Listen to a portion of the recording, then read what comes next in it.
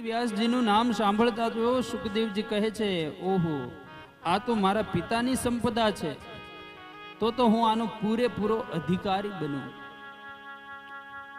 વ્યાસજીના પુત્ર એવા સુખદેવજી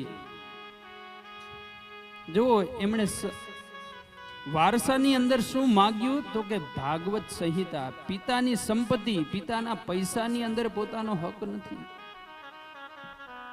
પિતાની સંપત્તિની અંદર પોતાનો હક નથી જતાવ્યો, પરંતુ સંસ્કૃતિની જાળવણી, ધર્મની જાળવણી, એના માટે આવી સુંદર મજાની સંહિતા એની અંદર, કારણ કે આ મહાન પુત્ર છે, કોઈ સાધારણ પુત્ર નથી.